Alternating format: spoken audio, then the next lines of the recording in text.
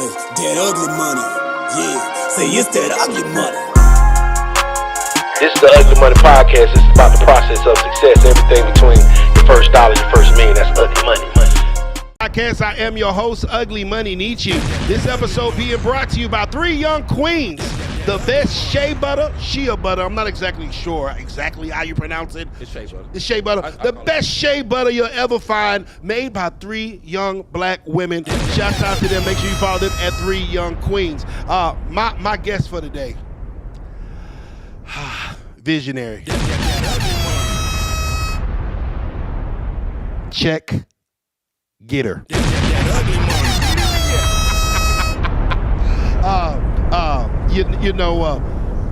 Culture analyst. Ladies and gentlemen, boys and girls, if you don't know now, you're about to know. Kia Shine is in the building. Yes. What's going on, my kinfolk, man? Hey, brother, I appreciate you making some time for me, dog. First podcast. Yes, sir. Of the new year. It is. The first one. It is. You know, they say what you doing the first day, what you gonna be doing for the rest of the year. Wow.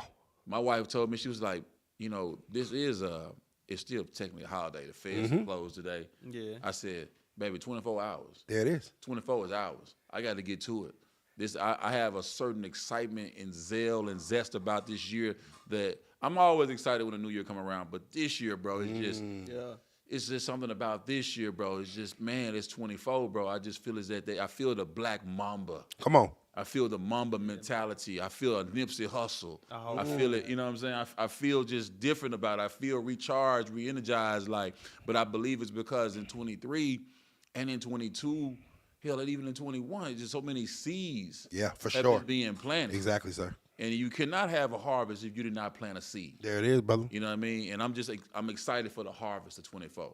Much Me like too. you too. Me too, brother. I know you are. Because trigger alert, my shit. You know what I'm saying? Immediately, yes. My shit, man.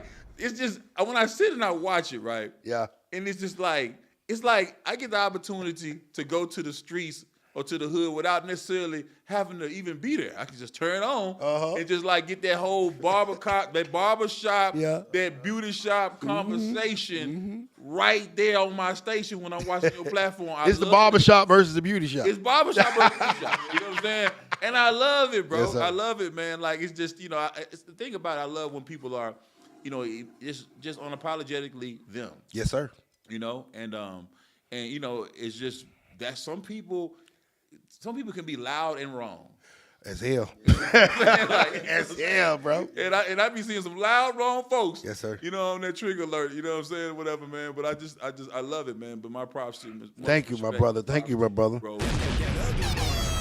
It's hard earned, man. Thank you, man. Thank you, man. Came a long way. Got a long way to go, but came a long way. And you, sir, immediately less. The immediatelys. Podcast. I just remember, it kind of started as just an Instagram post. Yeah. And then I see the logo pop up. Yeah. And I'm like, oh, he's on to something. Yeah. Immediately yes. I see the fonts going. I'm like, okay.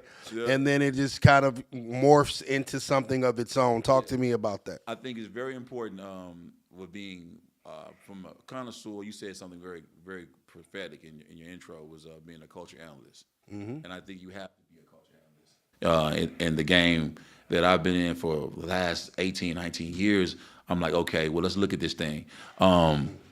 Like, when I wrote a hook that people felt, okay, I'm like, all right, if I could write a song, I can come up with a phrase. And when Fat Joe said yesterday's prices is not, it's not today's prices, yes, he sir. went platinum with a saying. Yes, sir. And I was like, okay, wow. And I've been doing that for a long time. Like, just, everybody sleeping on me, gonna wake up working for me. Just things I've been saying in my vernacular that people have been sticking with. And I'm like, and it kind of got outside of just rap. Now in today's marketplace where platforms is everything, and you can use your Instagram as a daily television show. Yes, sir. You know what I mean? Or your YouTube is a daily television show, or your TikTok, or your whatever one you liking. It's like you can really be able to see what works. So when I put things out there and I see that people are gravitating to certain things, Okay, cool. Now it's time to market, package it up, and be able to sell it. You know what I mean? Because anything will sell and nothing won't. You know what I mean? I'll say it again. Anything will sell and nothing won't. Come on. So I'm like, okay, well, that works. Let me just keep going with that. And immediately it's just one of them words or whatever that just, I once I trademarked it, I was like, all right, let me go ahead and get at it. So, we started immediately Kinfolk Podcast because immediately, and then Kinfolk is family. So I was like, you know what? Immediately Kinfolk Podcast. Let's jump into the media platform. But I was in the media platform when I was hosting Rap City. Yes, sir. When I got my deal for being a rapper with being so crispy and that whole thing, right?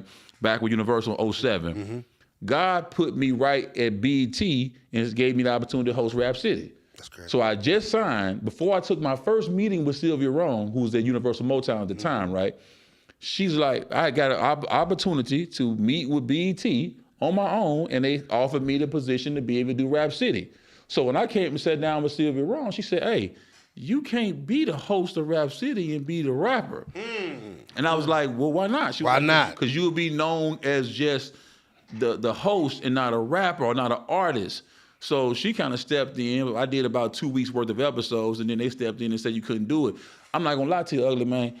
I was like, as hard as I worked to get a record deal, man, when I got to doing that BET, and I was like, man, it was way easier. Yeah. And I was like, man, I love this. But I was like, all right, I'm gonna just get back to that because I already done signed these folks and gave me a bag. Let me be the artist first. Let me go to work. Let me go to work first. But when that starts to taper off or not be as new, because you only can be a new artist once. There it is. You can reinvent yourself, but being new, they're gonna be into the new artist first.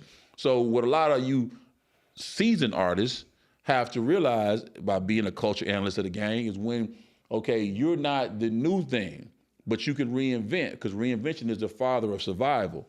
So for me, it's like reinventing, okay, and let me come at this media, because you can't spell immediately without media. Come on. You know what I mean? So let me go ahead and do this, and we just started hitting the block with that. And then seeing people, you want to know who you are, look at your people that's around you. Yep.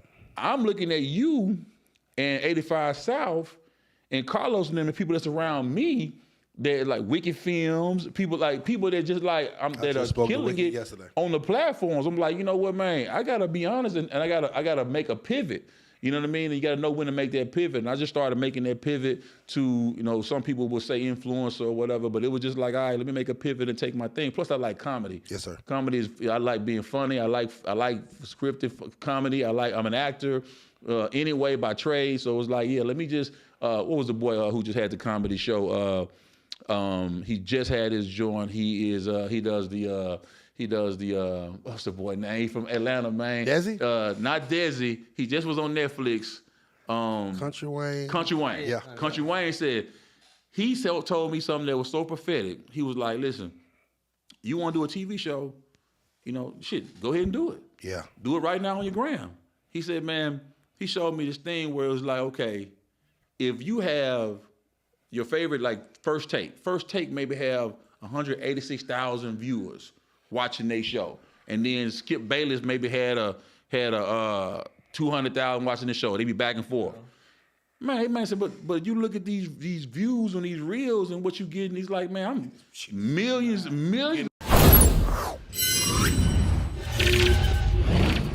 Like, it's just like you really actually are accumulating more audience and more consumption of viewers with platforms like yours than people that are actually even just sitting and watching television. You have to look at it like even TV itself. Program TV is like a thing of the past. It's like, man, it's like you're going to have to, if I hear about something, I go look it up and watch it. But everything as far as the game itself is all about the platforms. Yeah. And when you see like Noriega, Drink Champs, you see what Scream and Bank them doing over there. You see it. You see what like, there is no real like, when you look at sports, you can be Tom Brady and you can go and get you a broadcasting job, Troy Aikman, and things of that nature. But when you're an artist who's still very much tapped into the culture, you don't really have another way to be able to do it unless you go into the platforms, into the media. You know what I mean? And so that's why, you can't spell immediately without media, man. So we had to go ahead and get into this thing. And it's the crazy thing about today's soundscape, landscape as far as platform. A lot of platforms are becoming bigger than artists. Yeah. Oh yes. You look at what's the boy name? Is it Kanai? Yeah. Kai Sinat. Okay, Kai. When you look at his deal, you know what I mean? Because I think he put it out there, like what he was doing with Twitch and the kind of money he's making over there. I mean, bro, you know, you get an artist, if he's a great artist, and maybe you come out with an album or two a year, well, that's great. But the problem with it being monetized is because of the streaming aspect of it. It's just like you're gonna have to do so much to be able to make so little. Put in so much. And put in so much money with rap. When people ask me, man, like, okay, coming out with more music, Sean. Yeah, I always come out with music. I got, you know, I dropped the Uncle Kinfolk project this year. We got a few records we just dropped. 24 Hours just dropped. You know, but and God Don't Play About Me. We still put out music, but it's more like, okay, do you know, like, everything involved with music, you got to pay for it? Yes. Okay, you want to mix it? Pay for it. You want to buy the beat? You want to buy the beat? Pay for it. You want to big studio? Come in this way. You want to get studio? Pay for it. Graphics? Pay for it. Yeah. You want to get it on the radio? You got to pay for it. You know, you gonna get a playlist? You got to pay for it.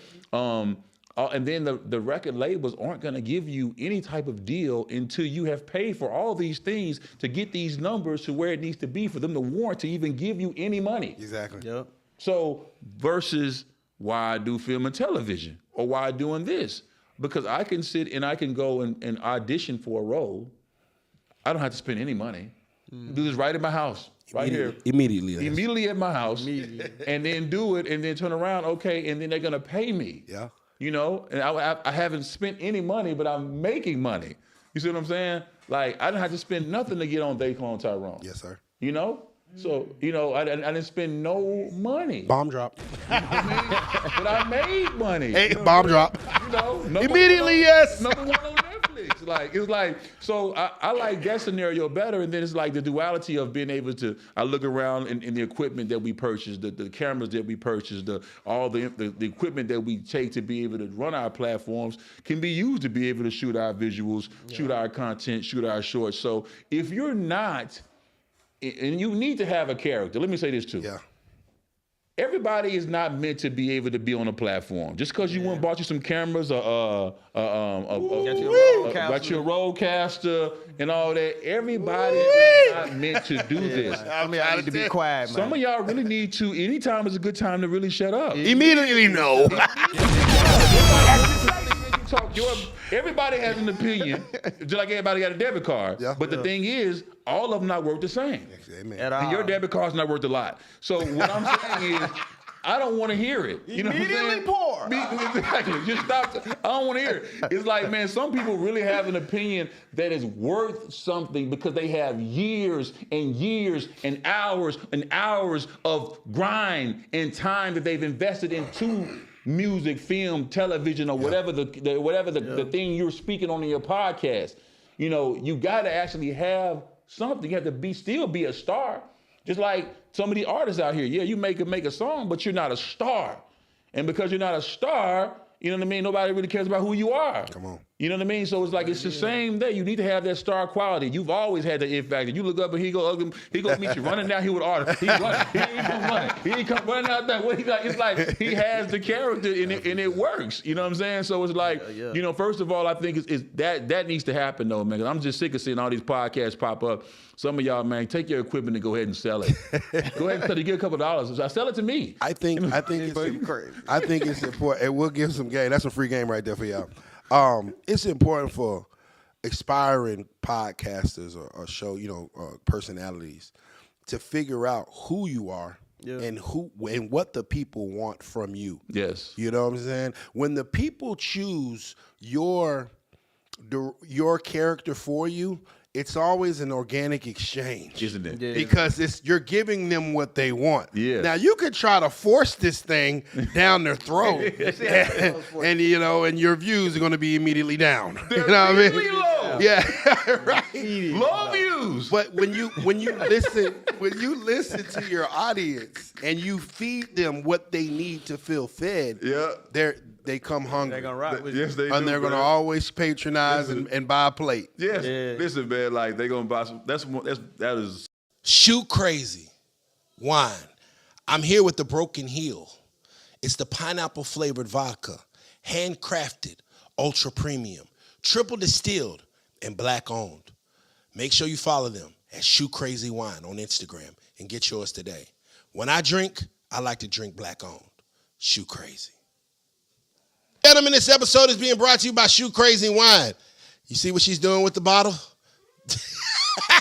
Make sure you follow them on Instagram at Shoe Crazy Wine, official sponsor of the Ugly Buddy Podcast, triple distilled. It's black owned. I don't drink Hennessy. I drink Shoe Crazy. I don't drink any of those other plate things. I drink Shoe Crazy. Do that thing with the bottle again. Official sponsor of the Ugly Money Podcast. So true. Yeah, man. authenticity is everything. It is, man. It's authenticity is everything. You have to really be that thing. And I think that's just a great point, man. That's a really You great see point. through anything that ain't. Yeah, and when it's not authentic, you can tell it's not Yeah, authentic. You yeah. can tell a person is Because you know trying. we all have expert talent at something. Yes. Yeah. And sometimes we have expert talent at things that we didn't know we had expert talent at, right? that's very true. Like if someone would have told me 5 years ago that I would have been a relationship podcast host, I'd have been like, hell no. Yeah. But think about it. Shoot, I done talked to some women. You've had a lot of experience. A lot of experience in that case. It's like, hey, you know, and then when you see these young brothers, you know, crashing out, simping, and doing the thing, I'm like, hey, brother, don't do that. Yeah. You know, and so you know, Nobody need to hear that. exactly. A lot of times we have hidden gems and hidden abilities that we didn't know, hidden super talents and superhero strengths. You know what I mean? And I think that's what happened with Kia Shine. Kia Shine not only has a lot of super talents that we know about, but he's still pulling them out the goddamn closet. Man, listen. Like, what can't this nigga do? Listen, man, I think, like I said, when you have notes and throats, Hey. and you know, and I have 6 babies, 2 of them graduated from college, 4 of them in the house with me. Bomb drop.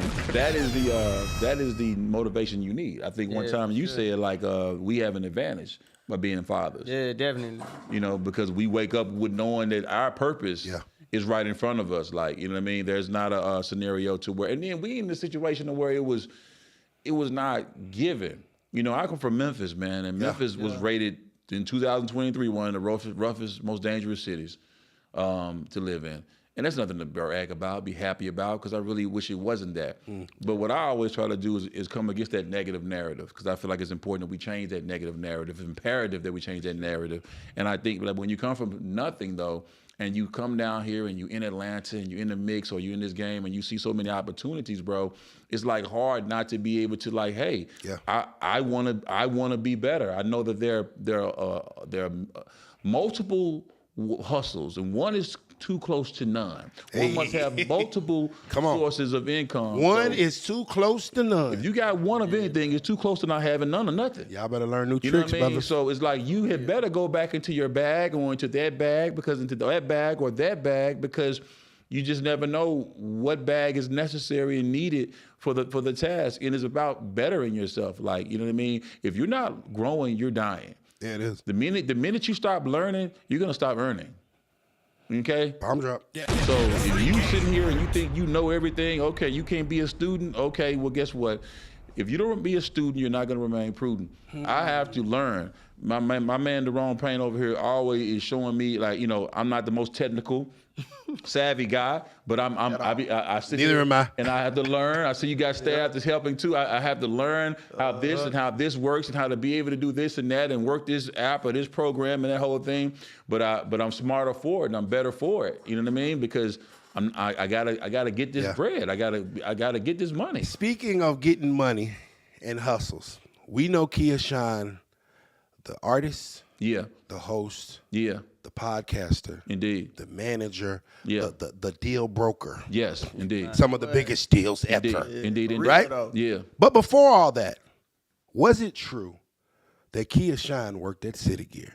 Yeah, there was a store that was the competition of actually of City Girls called His Place in the Merry-Go-Round Enterprises.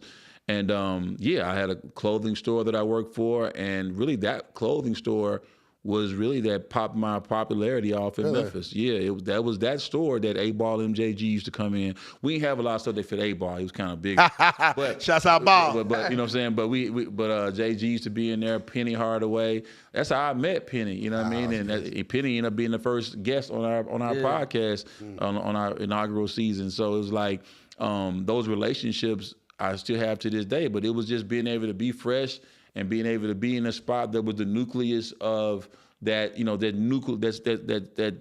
what you call it, more like that nucleus, that hub. that hub. Yeah, hub. You know, and Everybody got to stop through here. everybody got to come through here, and then I could be able to talk to people, and then I learn how to sell. You know, and that's dope, because a lot of times people complain about where they're at in life instead of using where they're at in life to get them to another place. Yeah. You feel what I'm saying? The fact that you have, I'm at a retail job, I don't make a lot of money. Yeah, but I have a chance and opportunity to make priceless Relationships. Come on. You know what I'm saying? Yeah. Priceless relationships that I have to this day because of that. Yeah. You Yeah, know, that's crazy. that I have to this day. God makes no mistakes.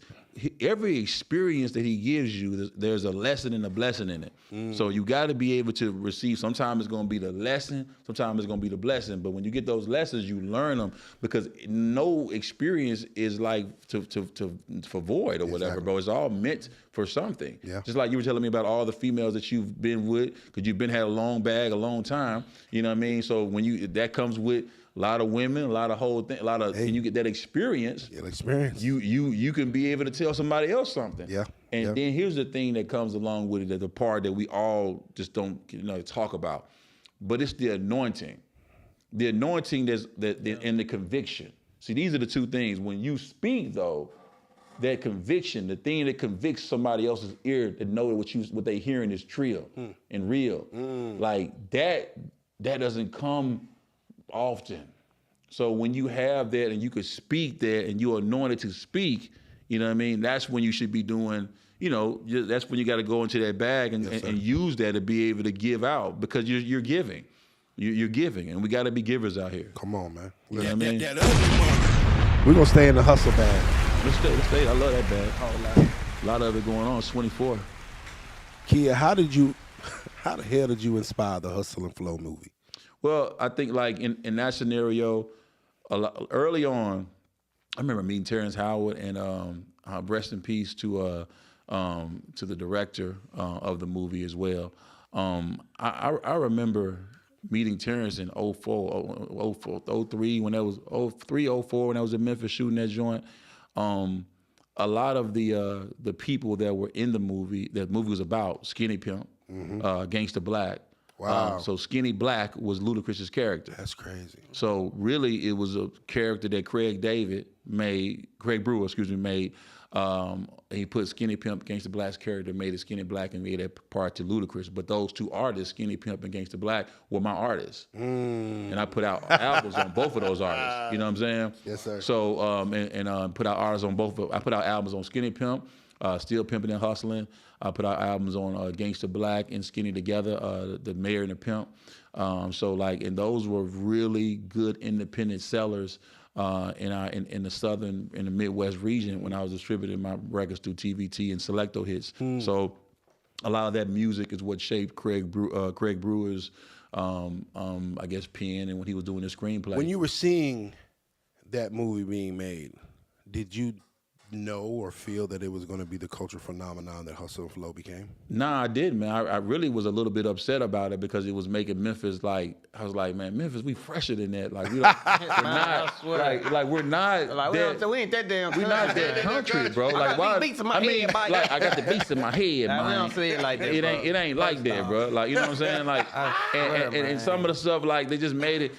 Get the wheel, grab the wheel. You got the wheel. I mean, the pimping is definitely a part of Memphis, but I do believe that, like, it just like, it was really like a late 80s, early 90s Memphis. Yeah. That was. For sure. So when it came out in the mid 2000s, I'm like, Hello? Like, bro, we riding around here in rap tour buses. We iced out. We ain't not on what DJ was on. You know what I mean? But At all. at all. You know what I mean? But at the same time, like, you know, there was a Memphis that was once upon a time that way, but that was more of a dated version of Memphis. But I just didn't think it was gonna be that big of a record. You know what I mean? Of a movie. Even considering the fact that Whoop That Trick. Yeah. From the actual movie was the theme song for the Grizzlies by my man Al Capone.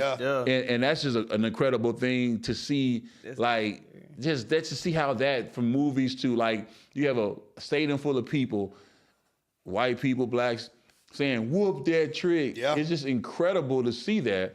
But then also, too, the flip side to that, though, is that it's a trigger alert to me, because it's like... Bomb drop. Memphis is the most dangerous city voted in 2023. So when you got a whole audience of people saying whoop that trick, and we all getting excited and we saying whoop that trick, and then our star player Ja Morant's got units. Like, how can you celebrate it on one side, and then on the next time when you see that influence, you know what I mean, on our city, what that influence does to our stars and to our people and to our, it's like we eat our own, like, you know what I'm saying? And, like, you know, whoop that trick, and that whole negative mentality, not disrespecting the song and what Al Capone and what the movie was doing, but is in real life, you can just see the duality of Memphis. Like, you know what I'm saying? Sure. And it's like, man, like, y'all all talking about whoop that trick in here, man. It's like, you know. Well, let's talk Ja Morant, since you happen to bring him up. We got to talk Ja. And you being a Memphis pillar that you are, I recently saw that you performed at one of the Grizzlies games. Man, listen, this was the first year that I did not start my New Year off at the performing for New Year's Eve for Memphis Grizzlies. Only because what's the boy who he's a rich op now. He doesn't play for us no more now. You talking about Brooks? Yeah, Dylan Bricks. Yeah, is what I call him now. But he's played for Houston now. But when Dylan was playing for Memphis, he used to wear these stunner frames on all of his interviews. So because of that, that's why he would say I would come and we would do stunner frames nights, and we would give them away, and I would perform. So when he got traded, it affected me, you know what I mean, in a way, you know what I'm saying. So you know my bottom end, but I will be out there for the Grizzlies for social media night on January later this month or whatever. So it's cool. But Houston, give us a call. Yeah, but but Houston, y'all can give me a call. I'll anytime, come down there and do stunner frames night with y'all. Yeah, you know what I mean. But you know what I mean. Seriously, man, throw that in there real quick. Right there. I like how you think right there. That's a pivot, sir. Right there. That's a pivot. You know, but nah, I mean, like Memphis, you know, the team, I've had a relationship with them since Lorenzen Wright played there. Of course, Lorenzen Wright, may he rest in peace, was murdered by his wife. And him and my wife and we all be together. I was so inspired by him and them and what God was doing in their life, and just to see how that ended. But you know, I've always been, you know, a Memphis Grizzly since from day one. So seeing what took place with him and just, you know, and just being able to represent it all the time with the team, and just being able to, you know, I love how the team adopts the Memphis, you know, y'all to the marketplace, man. Come on and, you know, they embrace it. Embrace it. So do you think that Ja Morant has embraced too much? Yes. yes, him, his dad, everybody. They two Memphis now. I mean, here's the thing. It's like it's a double-edged sword, man. Like Memphis is, bro. It's like they will love you, and they gonna love you right until you do something, and then you get jammed up, and they the same people that was celebrating you gonna be turning around and tell you, man, okay, man, I told you, little bro, man, stupid as hell, man. I told little bro, man, he should have done me grab them units, man. I told you, but why he doing it though? Why he's doing it, bro? Yeah, man, that boy so real, man. He real. I got the same unit, man. That boy real as hell. But it's just, you know, they're gonna send you to crash out. Also, too, like, you know, when you got all of the Dolph and you got to think too, the Memphis, Ja came into Memphis at a time where Memphis, we are in our libido is up. You see what I'm saying? Our bravado is just up. You coming in, it's, you got Gotti, Moneybag, Gangsta, Black Youngster, Glorilla. You got Key Glock, Dolph. You got Big Boogie. You got so many. Memphis is lit. Memphis is lit, and then they all are there. So that culture is, and he's into the town. So of course you want to have guys around, and you want to be, you got Moneybag Yo giving them chains and things of that nature. You are embraced by the culture, but then the ugly side of Memphis pops up, and what it does is just the dark cloud. It pulls you in, and it makes you feel like everything you're doing is okay till it's not okay. It's good until it's not. Right. And it's just that's what took place, bro. And you got there's no. When you're up in Memphis, it just seems like you can just do whatever. And it just seems like as soon as you hit that, there is no ceiling. And then boom, you're back to reality. and you're sitting down and it's that whole thing. But I think he's a young guy. Yeah. And I think having people like Penny Hardaway in the marketplace to be able to just kind of like, speak to him and be able to really give him that real wisdom and something about experience. Now I think now Ja's in a place now where it's like, okay, this is business. I need to go to the house. Certain things that I used to do, I can't do anymore. You're Ja Morant. Yeah, you are box office, man. I mean, you see, when he came back, we won the first 4 games in a row. Well, as soon as he came back. He hit a game winner the first game back. Listen, you see how his mannerisms is like he is a dog. That man a dog out there, bro. He really is that. And the same team that we've been losing I said this. Look, our preseason was all those losses we took earlier this year. You know what I mean? Our season started when he got back. What up? So you have a brand, you have a business, and you want to get the word out. In the last 90 days, we did over 30 million views on YouTube, over 50 million views on social media sites. Promote your business on the Ugly Money Podcast. Let me help you turn your business up. Make sure you text the number right here below. We'll schedule a call and let's get it popping. Let's get it moving. Let's get that brand and that business out of here. Yeah, you can be an official sponsor of the Ugly Money Podcast. And China just left. See y'all in a minute. Text us. Wow. You know what I mean? And that's because his effect on that court is just, I haven't seen anything like it since the Jordan, the LeBrons, you got to mention him in that same category. The Stephen Curry, he has that effect on that court, bro. He's him. For sure. He's definitely a game changer and could easily be the future face of the league. Oh, he definitely, man. I'm gonna tell you right now. Once he gets the pieces that are hurt this year, when we get the healthy pieces around Ja. Everybody had better watch out. Hit your prize picks. Put your money on Ja. I'm telling you, man. He doing the gritty all season long. Listen, man. The man he's a dog. You can't teach the things he has. Yeah. You can't teach that tenacity. He got that dog in him, man. You know what I mean? He really does, and I love to watch him play. I can't wait to get there and watch him play again this year. I got a chance to watch him.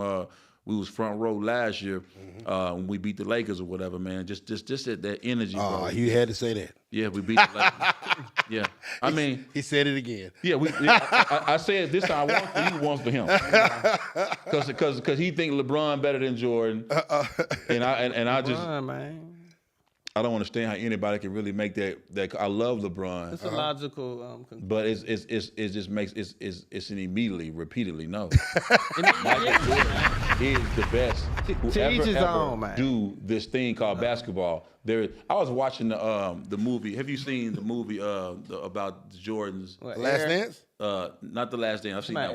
Air. Yeah, with the shoes. Oh yeah, I have seen that. Yeah, about the shoes with his mom. Yeah. You know what I mean? It was funny because some girl asked me. She said, "How Michael Jordan and parents name him after a shoe?" I said, "Damn." I said, "What? What generation? What are you talking about, woman?" Wow. See, them the kind of girls you be having on Trigger Alert. That's I said, man, what are you talking about? No, this man, his mom, his story. I just love Jordan. I love what LeBron has done. Lakers are a great team. Kobe is the best Laker to ever play. That's fair. Kobe Bryant is the best Laker to ever put on a uniform. Yeah, I mean, he was there the longest. You give him a bomb drop. Come on, man. Let's just be honest with it. This is Kobe year 24. Hey. Kobe year, man. The year of the Kobe, man. Like, you know, it's Jordan. It's Kobe Penny. To me, you know what I'm saying? It's Penny, Jordan, Kobe Penny. Yeah, Kobe Hardaway. You know what I'm saying? Like, you know what I'm saying? Like, it's like that. Those are my, you know what I mean? Because Penny just, you know, Penny was that dude. Penny was that guy. Hey man, whatever helps you sleep at night, sir. You know this is your interview, so I'm gonna let you go ahead and eat. I'm gonna go ahead and let you have it. You know what I'm saying? I mean, you know, immediately delusional, but hey, we're here. Where the trigger alert button? Hit the button. Yeah. Hit the trigger alert button. I'm trying to tell you, I got it too. You know, I think it's an argument for Bron. I am a Laker fan at heart and always will be. Yeah. But Jordan is Jordan, and that may be because of my age. Yeah. Because of the That's fact fair. that I saw it. Yeah. As a kid, I saw it. When you hit a mid-range jumper in the Jordan. Yeah. You know what I'm saying? Yeah. Is it? You know what I mean? Yeah. It's just, you know, it was just a way of life. You know, I bought the same shoes 3 and 4 times over. Yeah. And you know, and you know, I've stood in those lines in the mornings to get them. Yeah. And so, you know, it's just, you know, it ain't no change. You know, it's just like in music. You know, my goal is Jay-Z. There's nobody that's going to be able to change my ideal. I don't care what NBA young boy comes out with. Yeah. I'm with you. Jay-Z is my GOAT. I'm with you there. You feel what I'm saying? No And doubt. so when certain people Yeah. having those eras, like there's really no change in no 35-plus-year-old man. Hey, Jordan is him. Yeah. I'm gonna tell you what it's It's like. fair. I compare that now. It's different ghosts per generation. I could say that, but I'll say this. And I don't drink anymore. And I don't smoke anymore. But I'll say this. When you know what you like to drink, that's what you drink. There it is. Yeah. You know what I mean? And I think it's more like that. Like if you drink tequila, that's what you you gonna sipping. stick to. You ain't finna. Somebody can come tell you everything about Hennessy. Yeah, I'm going what I Man, know. I'm going what I know and what it do for me, and that's what I think it is when it comes to those basketball players. And then some of the one point that really that is amiss in this situation is just when you talk about when you went stand in line for those shoes. See that experience. Yeah. We ain't going to. Man, who's standing in line for? Even though I respect with Young Boy, he's the #1 most streamed for the 5th year in a row on YouTube. Is him.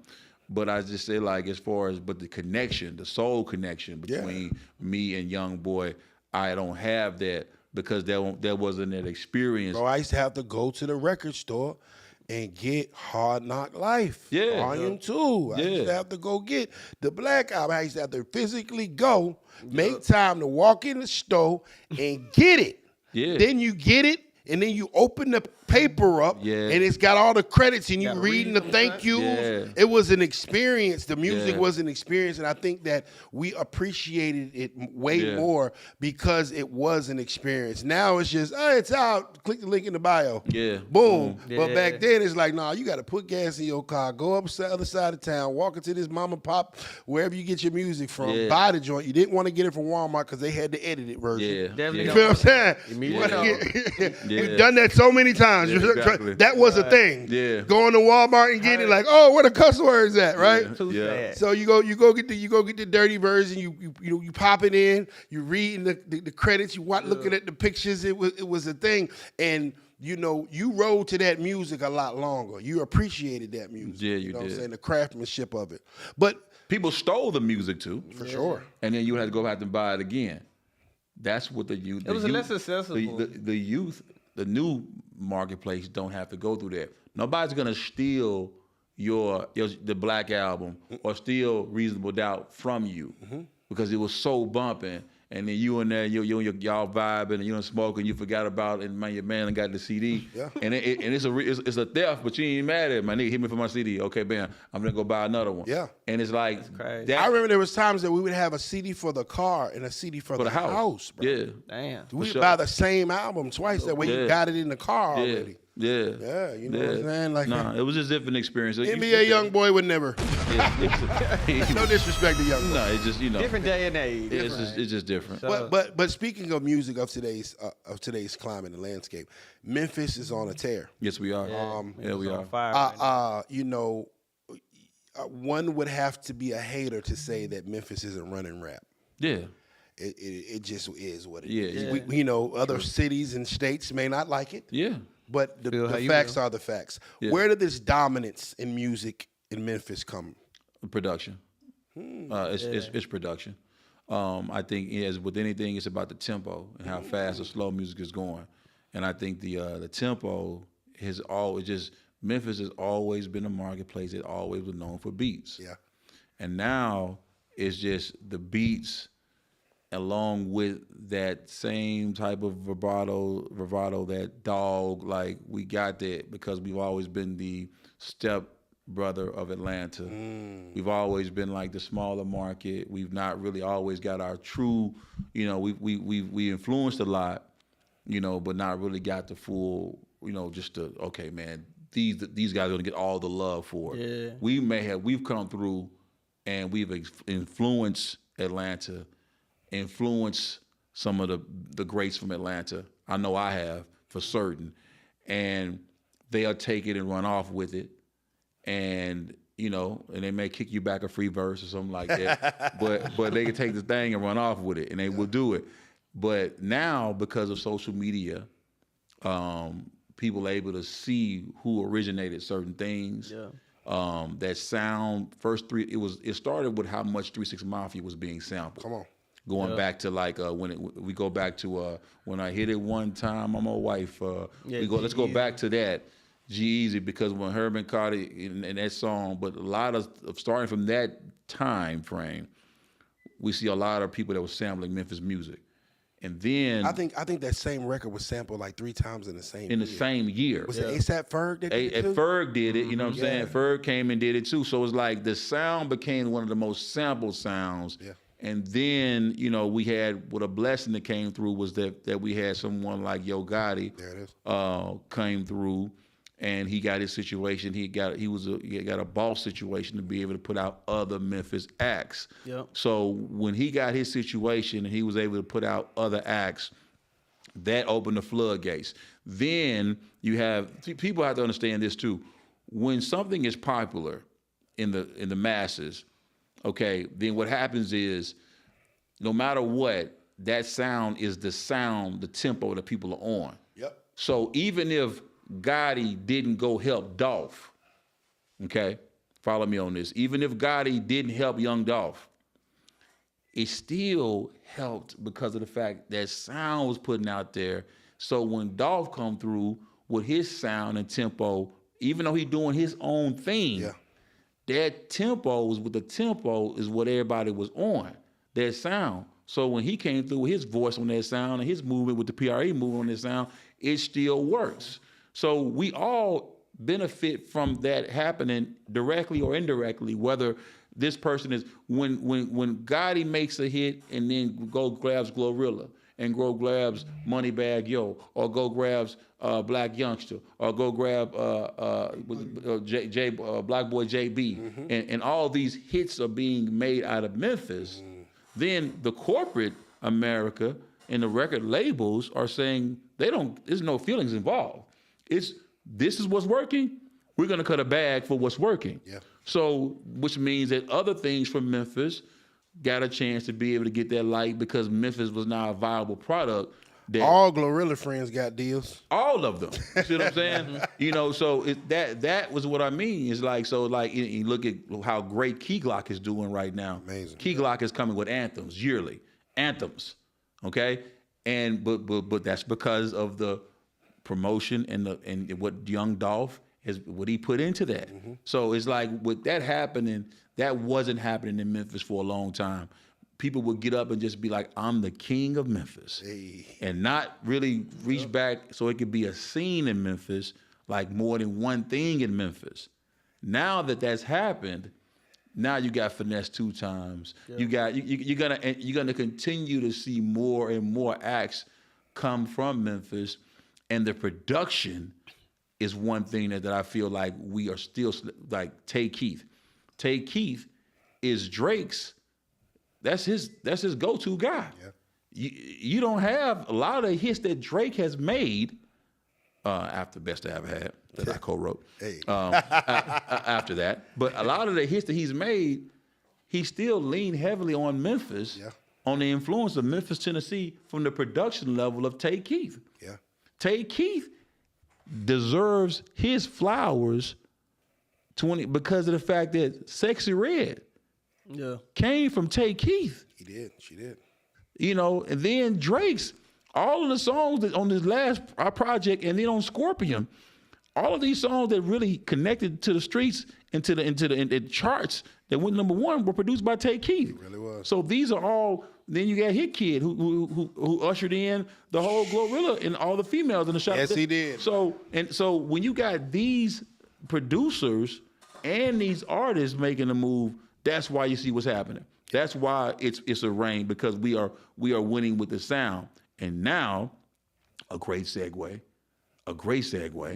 to what I feel like is next with the sound of producing from Memphis, which is this guy next to me, Jerome Payne. There it is. You know, there's a lot of big records. I won't speak on what records, because the records will speak this year. Oh, But I will let you know that some of your very favorite female artists, top tier, will be spitting bars on top of his tracks, and some of the bigger Memphis artists. We didn't even one person we left out of the Memphis conversation who is killing it too.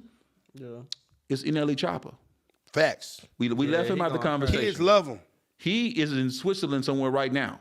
Yeah. In Switzerland, literally right now. Like he is. He's with Warner. dude, a He's with mega Warner star. Brothers. He's with Warner. He is a mega star. When you some of the older people may not know his songs like that, right? Exactly. But when you go look up the RIA certifications on what this man is doing, this man he can compete with Moneybagg or any of these guys with certifications. This is my 10-year-old's favorite rapper. This is my son. My son. He's 15. My nieces, loves my him. nephews. I'm talking about. Loves him. And there's some big songs that he has coming up that are gonna wow this country. And I see a lot of him, but I see a lot in this guy right here. I was with Drummer Boy. I sold Drummer Boy's first beat to Universal. I heard Drummer Boy. I heard the beats. I knew it when it was that thing. And I'm telling you right now, Deron he's that thing. He's got that thing. He got that sound. Got that guy. But the thing that's different about him is that he like a Kanye South. He spit on top of the making the beats. You know what I'm saying? That's why I say like Memphis hasn't had that come out yet. This, an actor, an activist, whatever you do, come to the Ugly Money Podcast and tell your story. You can be a special invited guest by texting the number right here. Let's lock in your interview. Let's tell the world what you got going on. Over the past 90 days, we've gotten 30 million views on YouTube, 50 million views on social media sites. It's time for the world to know about you. So make sure you text this number so you can come on the Ugly Money Podcast. And you get to meet China too. It's that ugly money. A lyricist. We got Don Tripp. Shout out to Don Tripp. He's lyrically killing it too. But he don't make beats. Yeah. So to be able to have the both best of both worlds, I think that's what we got. And with this guy to my right. So I'm excited. I'm really excited about what Memphis is about to do for 24. Was ours. I always when I first heard "Sexy Red Pound Town," I heard I think it was a Take Heat drop in it. Yeah. I was confused. I didn't know how it came about. Mm-hmm. I didn't know how she connected with him. Yeah. I didn't know if she was an independent artist, if she was already signed, if she was an industry plant. I just know that this young lady was in a convenience store with a very raw video, right? Yeah. Because I seen what they did with Glorilla. Yeah. And it's just these raw, gritty videos with a hard-ass song and a hard-ass beat, and it ends up shooting out of there. Can you explain to me how the Sexy Red Take Keith collaboration kind of initiated? Because we don't know. I do believe that was my guy, Wicked Films. Wicked was a person I believe that connected Sexy Red and Take Keith. You know what I mean?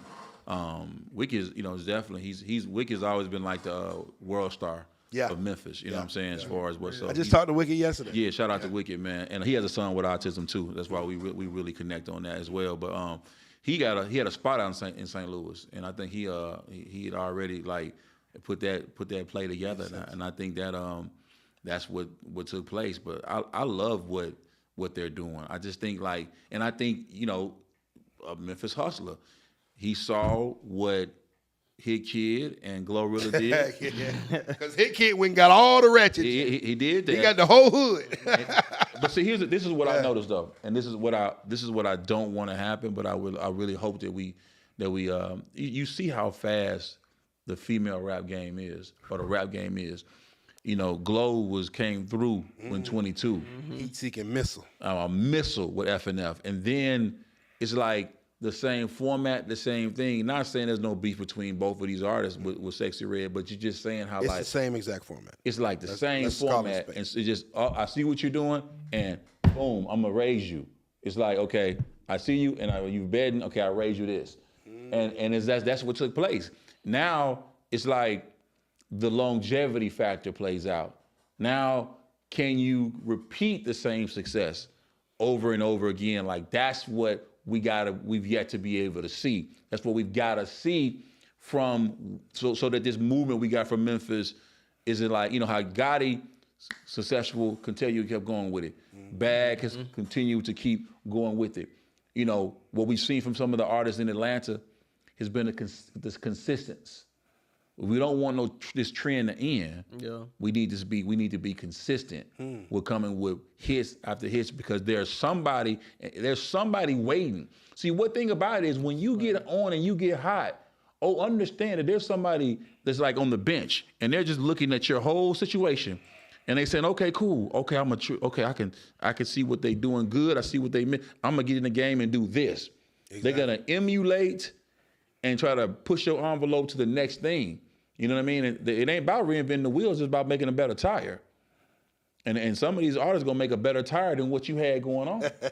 And if you better make sure that when you get that look, you stay in that studio creating and making them hooks. For real. Because everybody can't be Cardi B. You know what I mean? Where her personality and her look is just so over the top. And You know what's crazy? You know what's crazy is the fact that Cardi B is still Cardi B, and she's only dropped one album. One album. That's what I mean. Yeah, Everybody's crazy. not gonna be what she did. One album and just can do features and just, you know what I mean? And winning. And keep winning. Shit. You know, some of y'all gonna have to do some real hits. Some missiles got to come out. Continue to keep coming. Why you think she hasn't dropped one though? I think like, well, she's been, her team is smart. Shout out to Daryl Jones. And I think like it's smart because she is so oversaturated in media, her husband and her. Like if they have a tiff, it's gonna be everywhere. Okay. She can just she dropped on a remix of Tomorrow with Glorilla. Killed it. Okay, hit record. Even though it's a feature. Yeah. She dropped on Rip Me Out the Plastic. Put it on the floor. Yeah. Came in there, smash. She as long as when she come correct, they gonna accept it from her. But there's so many spinoffs of that thing she is that they gotta keep, the spinoffs gotta keep coming. Yeah. They got to keep coming. Yeah. You know what I mean? Pause. But they got to keep, you know, like Sexy Red. Like she's been consistently. She been dropping She ain't, them she ain't stopping. She going She crazy. been dropping and she ain't stopping. She done had a baby and everything. Like, you know what I mean? And still done came, you know, and immediately killing it. So I just think I like to see Memphis artists do more of that. Do you think that Cardi B may have a little bit of apprehension about dropping like that sophomore slump? Like, because if you drop this classic, so to speak, album That has Invasions of put Privacy was a classic. that has put you into this stratosphere of A-list celebrity, right? Yeah. And now you're a staple there, you know. Yeah. And you can literally sustain without ever having to drop do any another music. record, right? Yeah. Exactly. And so, I mean, is it you don't want to mess that up? I mean, I think like I would think she would have to be, you know, in a. I think she's got so many deals, so many brand deals, so many relationships, so many opportunities before her, and she a mom. I think like, you know, and she a wife, or they married, right? Yeah, they married. Yeah, so it's like, yeah, I think like, you know, and like we talked about earlier, social media is a powerful thing. So she's always being current with social media. She's always addressing her fans, and I think maybe there is a little. There could possibly be a little fear in not being able to overcome what you already done. You know what I mean? But I got to think, man, she got so much money right now, bro, that it's like it's like even if you fall off, you're gonna land on a lot of money. I'm trying to tell you. So it's like Jay said that. So it's like man, like I don't think that. I just think there's got to be a reason behind it. I can't wait to hear the new music. Yeah, me either. I'm really ready to hear an album on her. But as you said too, I think this is also a point because it ain't that experience with the music so much. Maybe by making people wait, she's making people like She's what? prolonging it. She is stretching that first album. Yeah. Almost a decade. And it's working. It's working. Yeah, and you can't knock it because it's working. Yeah, it's definitely working. I think that she's the mystique. She's creating a mystique. Megan Thee Stallion has more albums than Cardi B. That's crazy. Yeah. You know what I'm saying? Meg go in too. Like Probably by this year, Sexy Red will have more albums than Cardi B. That's it. Glorilla have more albums by Cardi B by this year. Yeah. You feel what I'm saying? That's crazy. You know what I mean? But Cardi B is Cardi B. Yeah. You know what I mean? And that's just, man, listen. Hey, if it ain't broke, don't fix it. If it ain't timeless music, big records, and I think this big features, Yeah. She's in a good place. Like Nicki Minaj. Nicki Minaj just dropped, I respect Nicki for what she does. She's competitive. She's very competitive. Yeah. She's a New Yorker. Yeah. You know what I'm saying? She's a New Yorker, and she's very competitive. Auntie, I don't think she like being called auntie. Yeah. You know what I'm saying? But she is auntie, though. Nicki auntie OG right now. now. Like, she OG right now. And even though she's spitting and all that, and I mean, she got those characters that are like, Roman and all that stuff. It throws me sometimes, but at the same time, I think like she's a very talented. I think 220,000 records she moved first week. Yeah. Rick Ross and Meek Mills did 30 first week. So just to let you know, her females are running the game. Oh no, for sure. They Speaking of females that are running the game, and we were talking about Cardi B. It is said that you actually make a nice little piece of change off of Cardi B and Megan Thee Stallion song WAP. Yeah. How does Frank Ski of all people own 50% of that song? He was blessed to be able to have a record that was sampled by Cardi B and Meg. There's some hoes in this house. See, that lesson is a lesson of being a culture analyst, like you said, analyzing the culture, knowing who owns what, so that I could, you own that record. I know who owns that record. Does that person who has the sample has a publishing deal yet? Oh, you don't? I was sitting on my couch, right? It was literally I get a feeling it's gonna be some smart nigga shit right here. It was 5 a.m. I'm gonna tell you how you use Instagram, right? Yeah. 5 a.m. I wake up because I got a son with autism. He's my human alarm clock, Jameson. So I'm like, wake up, I'm like, look at my joint. I see, Cardi and Meg got an album song coming out together, a feature. Okay, and I'm like, I heard the song. I'm like, yo, that's Frank Ski's song. So immediately, this was an Instagram post I saw. I was like, wait a minute, let me call Frank and let me call my boy, Jerry Clark, mess with Frank. And let me, Jerry, you still cool with Frank? You're like, man, yeah, that's my guy. Can you call Frank real quick for me, real quick? You got Frank on the phone. I said, hey, Frank, this Kid Shine. Hey, what's going on, man? Hey, you own that some hoes in this house song? Yeah, man, and Cardi them just sampled it. Do you have a publishing deal yet? No. Just don't do nothing yet. Just don't do nothing. Just don't do nothing. Immediately stay still. Stay still. Yeah. I called the guy at the time. My guy Mike Jackson was the VP of Sony Music Publishing, and I called. He was on his anniversary with his wife, and he was like, I called him early. He's like, Sean, what's going on? I said, man, the hoes in this house song? He's like, yeah. I said, the WAP record samples this song. He's like, what? I'm like, yeah, bro. And I got Frank Ski on the line right now. Frank, you there? Frank got on the phone. Hey, I said, man, listen. Mike said, man, let me holler at my wife. I'm gonna get on down to Atlanta tomorrow. He got down here to Atlanta. We had the conversation and laid it out. And then by Monday, Frank had umpteen other publishing companies hollering at him, because they found out what I found out. Yeah. But I was first. You beat him to the punch. I beat him to the punch. You know what I'm saying? So because I was first, Yeah. I was able to broker that deal, which was $1 million publishing deal. Hey. And I was able to, The money is everywhere. You just got to know where to go the get pieces. You know what I'm saying? It was the piece. That was just God will give you the pieces, but it's going to be on you to follow up to get the dollars up. I could have saw that, got that information, and been like, all right, let me go back to bed. No, I acted on it. So I think you just analyze what's going on. You know what I mean? There's a check out there. The pieces are out there if you're open and you're looking for them. You know what I mean? So I'm always open. My antennas are always up and looking for what that next blessing could be, because it's not guaranteed in this field.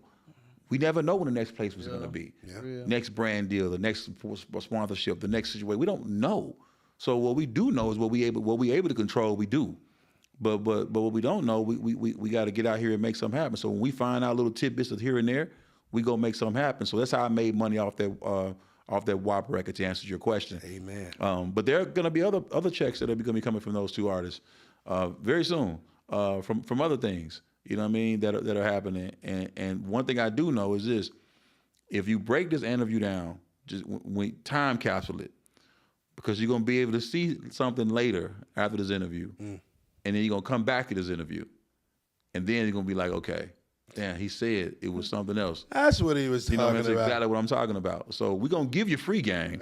Some things you're going to have to go back, you know what I mean, rewind the tape, Yeah. you dig what I'm saying, and then watch it again and be like, yeah, immediately yes. But I think, that was how I got some money off the WAP record, man. But, Does Drake owe you some money?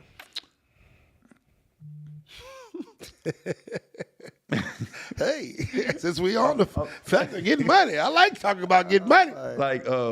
I'll say this, man. I was able to secure my own money from the best I ever had. But I will say, Drake owes me an apology. That's all.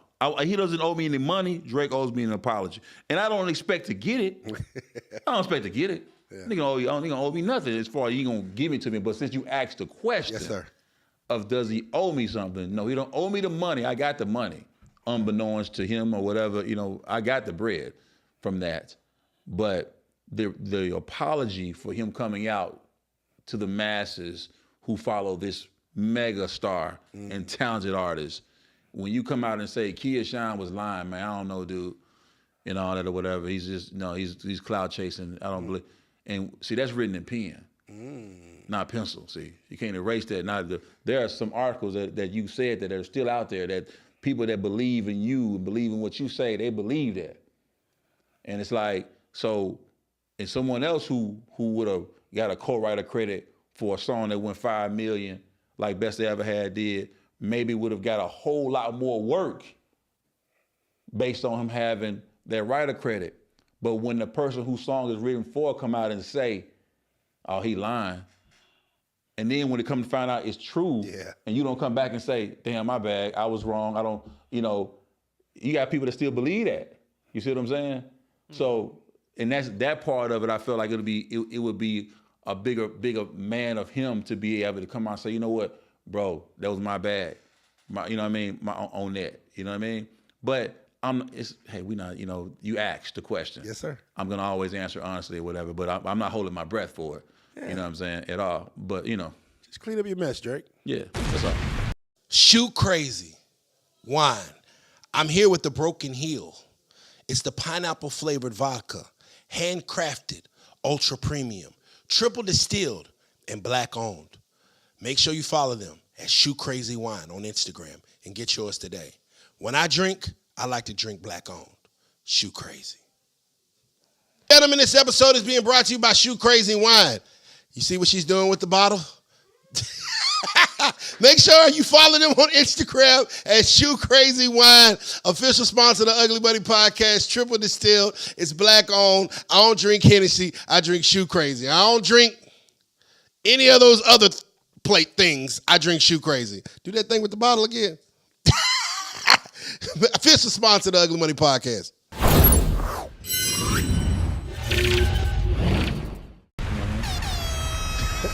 This is the messy part of the interview. It's called the Kanye button. I'm gonna ask some questions, Kid. Go ahead, man. I'm gonna ask some wild questions. You asked them. Shouts out to my brother Slump. These are my brother Slump's questions. My business partner. What up, Slump? He's a journalist, and he. I know Slump. I know you do. Yeah. Slump is smart as hell. Too, smart as hell, right? He's smart as hell. Yeah. And so you have an option. You can either one, push the Kanye button and say what the hell is on your mind, Okay. or two, you could say next question. All right. All right. This is the first. Is the trigger alert button next? Yeah. All right, cool. Let's So, do it. all right. You have known to shoot. You have shot with Jamie Foxx before in your past. Mm-hmm. Uncle Murder claims in the 2023 wrap-up that Jamie really got sick from using too much cocaine. How true is that? Man,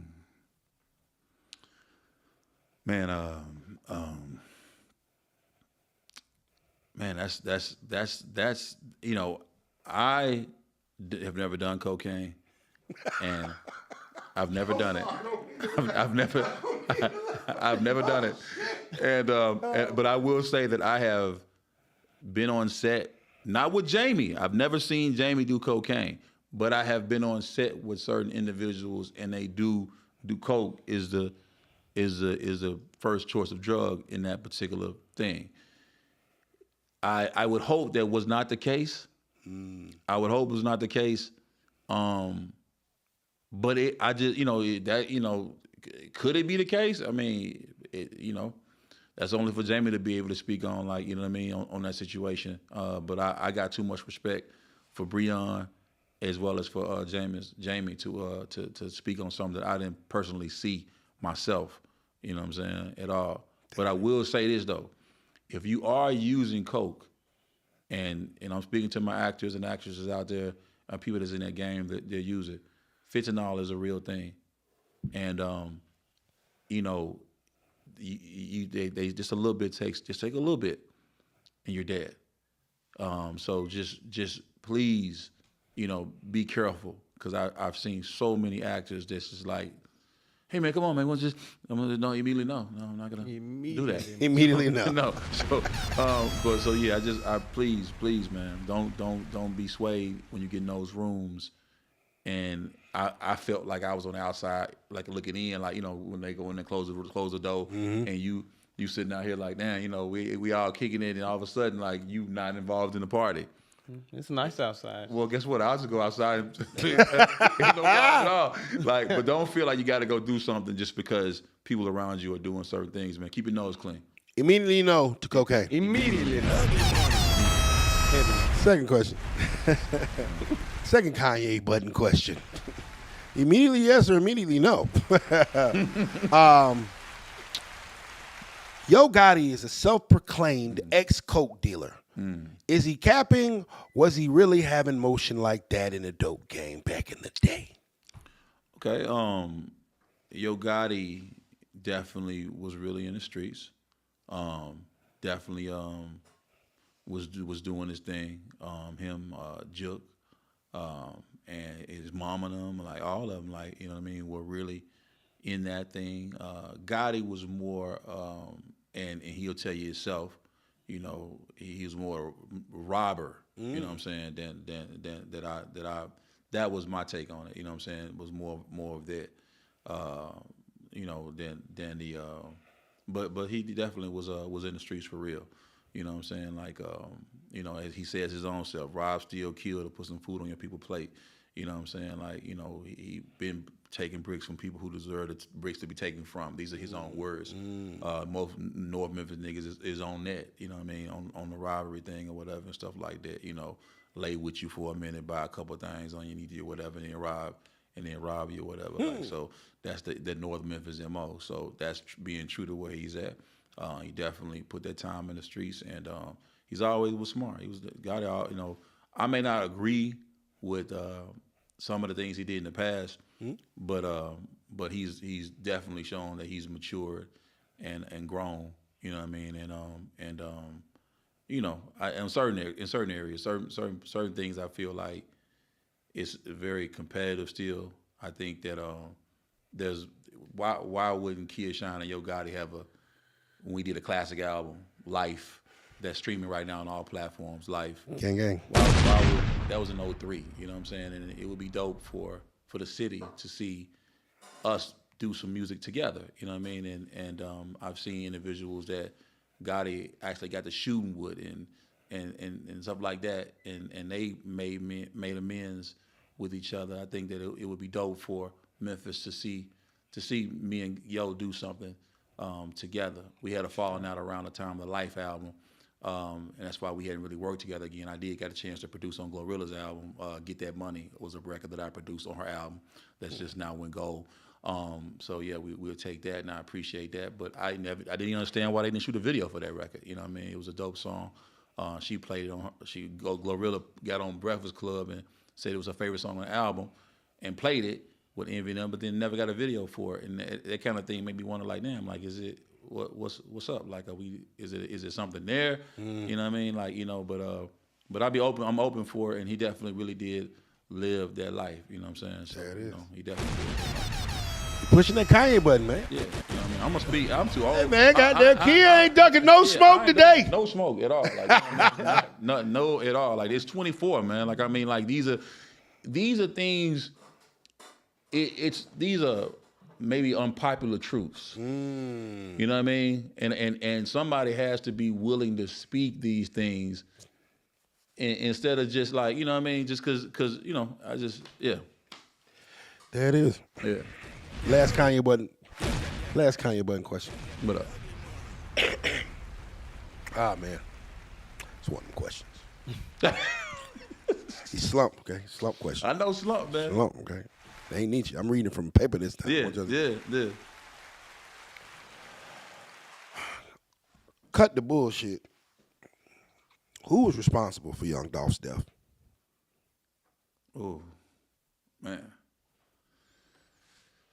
Yeah, man, like, now, that question right there, we know what the streets say,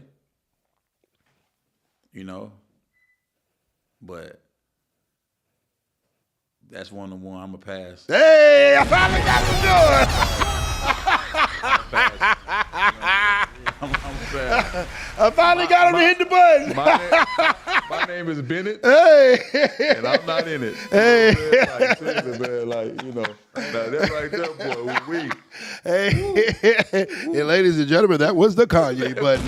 Wow. Brought to you by 3 young queens, the best shea butter you've ever had in your life. They got body butters, they got smell good oils, and perfumes and cologne. Shouts out to 3 young queens. You can follow them at 3 young queens. Man. I knew I was gonna get you to push that button eventually. Nah, man, listen.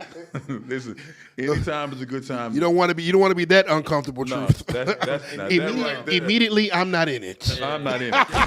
My name is Bennett, and I'm not in it. Long live Dolph, though. Long live Dolph. Long live Dolph Dolph was a good guy. Yeah.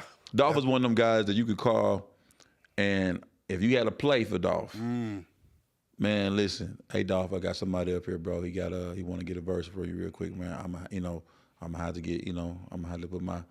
Oh man, well, he got the money right there. Hey, go tell Al the count, make sure everything cool. Al call, man, Big Daddy. I call Big Daddy. Hey, Big Daddy, this going on, man. Man, Dolph will pull up, knock that verse out, pick that bag up, bust down.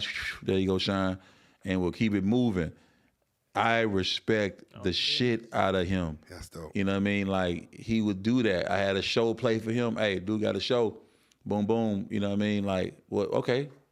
It's like always down to get some money. You know what I mean? And and he treated everybody with respect. My first, my biggest feature as a rapper, when I was a rapper, was with Young Dolph. When I was signed with 8 Ball and MJG, and the time that I got to experience him, brother, he was definitely a genuine person. He is though. He was though, man. He Dolph was just real, like, you know what I mean? Like, he just wasn't no. He just was real, like, you know what I mean? Like, what you saw is what you got, you know what I'm saying? Like, he just, you experienced it. Like, he wasn't on it, like, you know what I mean? It was just super cool. I just hated that, I wish that somebody would have. I guess you can't make nobody not say something in their music. Yeah. You can't tell a dude not to do certain things. But I know in my circle, if I was to get to shooting off on certain things, somebody would tell me, hey, Sean, you might want to not, you know what I mean? And even what you're saying is true.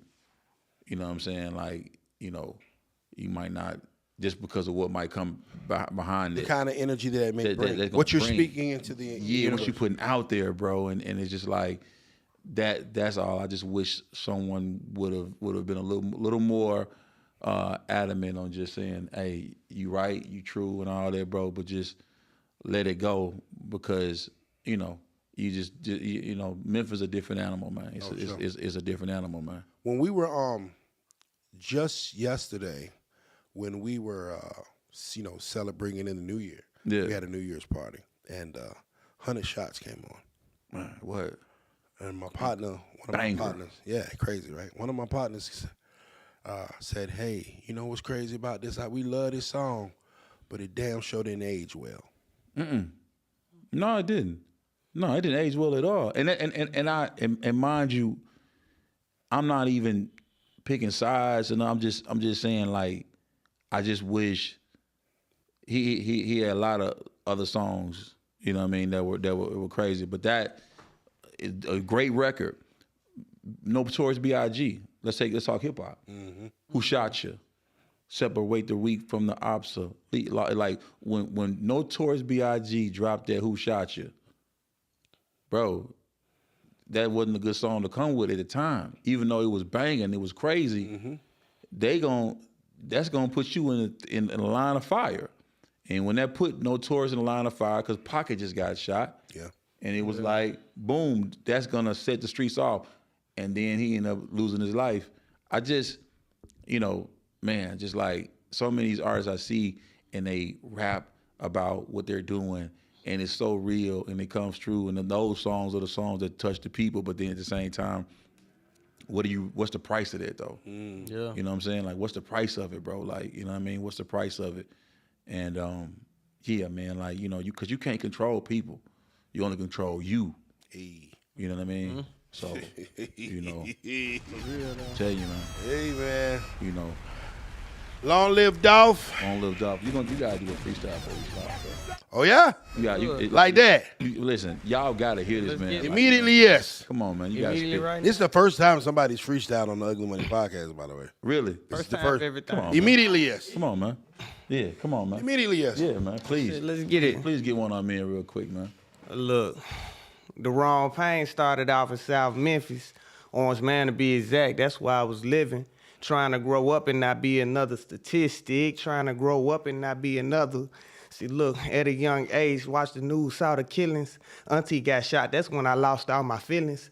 People trying to talk to me, but I can't even hear them. Pastor trying to preach to me, but I can't even feel him. By 22, dropped out of school, and I was selling dope too. Partner caught a felony, I'm seeing what he going through, and plus he got a daughter too. So what I'm supposed to do? Ball on these haters, get the paper like I'm supposed to. Yeah. Inner circle smile, excuse me, I don't know you. Most of you niggas imitation, really looking tofu. Only few niggas understand what I go through. All my true niggas overstand, they can show you. When you in your own league, tell me who can coach you. Scouts gonna approach you, make sure you get your dough, fool. Hey, and I'm just saying like I'm Goku. Best friends will stab you in your back and cut your throat too. So like that yellow tape, proceed with caution. See, it's a lot to life to learn besides balling. Hey, get a business plan. Be ready when that money calling. And if you don't like what you're doing, then that's why you're stalling. Just make sure you're all in. Look, some started walking without crawling. I'm talking silver spoons, but don't let that be your excuse. See, self-pity, self-hate, stop all the abuse. Get on your feet, it's gonna be okay. We gonna pull through. The wrong pain. Hey, man. Immediately.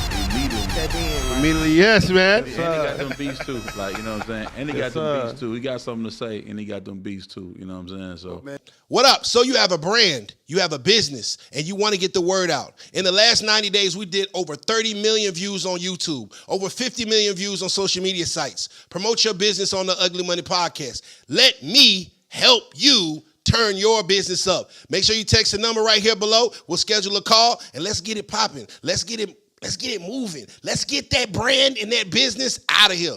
Yeah, you can be an official sponsor of the Ugly Money Podcast. And China just left. See y'all in a minute. Text us. When you you always had the eye. I mean, your track record's pretty good, sir. Hey man, I'm about to say something myself. Listen, man, my thing is this: you got to realize that it's always the next person that's coming up behind you. Mm-hmm. You always give individuals a break, and you can give individuals an opportunity to be able to come up. There's gonna be somebody else, and I think the newer generation is faster and they do better than what we was even doing. So it's like, man, to have a producer, a lyricist that could be able to produce it and to be able to spit it and be able to get it and be able to podcast and be able to platform, like that's a triple threat. That triple threat, exactly. And that's the next thing that's gonna be coming in this new nuances that we in. So we at it, bro. Immediately checks. Immediately checks. Immediately checks, 24 man. hours, man. New video with me and him. You know what I'm saying? Yes, It's sir. out right now, man. It's a dope joint or whatever, man. Get that. Go get that, man. Merch is out right now. This is what you can buy what I'm wearing. See what I'm saying? You see how we do that? Immediatelykinfolk.com, man. Immediatelykinfolk.com. Hey, man, before we get out of here, though, what is one thing that Kia Shine is misunderstood about? Oh, man. That's a good question. Damn, that's a good question. Man, that is a good question. What would you say that would be? I would say, and these conversations we always be having, like it kind of go back to that situation with Drake, right? Mm-hmm. It's like how somebody taint your image by mistake, and it's like, but if you really know, dude's so selfless. For sure. It's like, even with me, it's just like, man, I had records out when I was 19. When I first met him, working with him, like, dude changed the trajectory of my life. Yeah. And it's just like to be doing some of the things, like some of the stuff that's gonna happen in the next couple months I can't really speak on, but it's just like selfless. And like always, like it's like iron sharpen iron. It's like every day, this man work ethic is relentless. Like, dude work for everything you got. And I think that's the biggest misunderstanding. Is like, oh, I'm taking something. Nah, dude, really get up every day and like be on you. Like, yeah, you said you're gonna do this today. This. I'm dead serious. Yes, sir. I'm tired. I wake up, I be like, damn, I don't feel like this shit today. Man, I be thinking in my mind, and next day I be like, Sean finna text me. Yeah. Whole list of shit. I'm like, God damn it. But it make me do it, and it make me better. Yes, sir. So it's like, that's that effect that he got on people. If you can really like hone in on that and champion that shit, man, it give you the keys to the fucking world. So I just want to get on that stage one day and just be like, hey, man, shout out to this dude right here. Yes, sir. Because this dude changed lives and a blessing to others. So I think that's the biggest understanding is just. I mean, because I don't. You have to have blinders on, bro. I don't know what they think. Yeah. You know what I mean? Yeah. I know the good stuff. Yeah. But the negative things or whatever, bro, I block out. But that's the quickest way to get ignored. Yeah. Yeah. That's why I was trying to tell folks, like, boy, just say something negative, boy. That's the quickest way not to get heard or seen, I can't or even, thought about. Exactly. Like I don't tap into it. But because you so busy getting the love. See, this is a free game for y'all. If you spend all of your time focusing on negative things, the 10 blockheads that have something negative to say, and you ignore the millions of people that have something positive to say, you are telling the millions that have something positive to say is the way to get your attention is to be negative. Yeah, you should reverse that. If anything, we're going to show love, attention, time. We're going to reply back to. We're going to go back and forth with the people that's showing us love, bro. Exactly. That's what we're going to do. You know what I'm saying? You got to lean into that, man. Like man, listen, man. I think spiritually, I just God is me. Sir. God, my grind, my family, and I'm everything. What you see, really, what you get. But I just don't that negative stuff, bro. I don't see it. I just don't even tap into it. But there is misconceptions. I do think that, like what you were saying, like about people that's like, bro, I don't take from anything. I just do what I'm supposed to do. Yeah. And I think sometimes you could be so ahead of your time. Sometimes, one of the ones, sir. You know what I'm saying? But that sometimes people catch up to what you were doing and be like, damn, my bro, you know what I mean? I ain't even know. Well, you like the hood Jeopardy. You know like you the hood encyclopedia. Like you the type of guy who like, the MacGyver nigga. You know what I'm saying? Like we're in this room, but do you know that if you put a balloon over the air conditioning, it's gonna explode and pop the door open. And then the nigga know the person that invented the balloon. Yeah, bro. Call this nigga real quick. Yeah, like, I just know what I know. You know what I mean? That's dope, bro. I know what I know, and I ain't afraid, and I'm not afraid to be able to give to others so they can be able to pay it. And that's one thing I've definitely seen too. Like you give knowledge freely. Like it's been times like Shine has called me in past, and he'll just be like, "Just give me some gym." I'm like, "Damn, nigga." And it be like, and a lot of it like a be behind closed doors for like some of the biggest artists that you might not. Yeah, for sure. But they won't get that credit like they supposed to. Yeah, like and that's I done seen that shit. And that's industry though. Like that's that industry stuff. They'll do it behind on closed door, but they get on the mic. They won't say like, "Hey man, this person did this or whatever." But I tell you what I do want you to know. What I do want you to know is that I'm an autism advocate. And for those who have autism and parents and children and maybe adults with autism, autismadvocates.org. You know what I mean? That's my nonprofit. My wife runs that. I work for her. And that's what we did. We got a chance to go touch 160 children with autism. Wow. 40 caregivers in 17 schools with our Give to Receive program that we did in Memphis in December to close out 23. And that right there, bro, that's one of the reasons why I have no time to focus on negatives. I'm too busy doing that and just seeing how that, man, you know how that feels to be, I mean, you a giver, you know. Yes, sir. Like, yes, you know sir. what I mean? So it's like, bro, that I be more into that. So No better like, you feeling. know, that's one thing you need to know. I'm an autism advocate and I'm out here fighting for these kids so that they different, not less, and they blessed by the Facts. best. And I have a son with autism, so you know what I mean? That's what I'm on. So That is. yeah, man. But I appreciate the time. Hey man, I appreciate you, Come on, man. Indeed. Y'all got so much stuff on the horizon. 2024. I can't think of no. hours, man. Hours, bro. Literally. It's hours. Like, seriously, man. Remember when Khaled was like, "We the best." That's who. Yeah. Like, now listen, Yeah. 24 hours. It's really hours, bro. Hours. This gonna be the year. This gonna be the year we get our flowers. And even if you 8 and 23, 24 getting devoured. Straight up. I'm telling you, man. Speak it, bro. Immediately. Before we get out of here, man, let them know where to follow you at, man. Hey, man, immediatelykinfolk.com. Immediatelykinfolk.com. .com. Just go Yeah, right man, there. go click it. Just go click that. Click. What do you, just you Push the button, man. Just hit the button. Scroll across the screen right now. It's right there. It's right there. There it is. There it is. Bam. Man, I appreciate y'all, brothers, man. I appreciate you, man. Hey, man, this has been the Ugly Money Podcast. Remember, the bigger the dream, the bigger the risk, the bigger the payoff. Sponsored by 3 Young Queens with Kinfolk Kia Shine. Oh, shouts out Arctic Freeze. You already know he one of Kia Shine's biggest fans. And I always got to shout out Freeze when I interview Kinfolk because he going to get on my ass. Salute. And it smells good. Can I take one of these? Oh, for sure.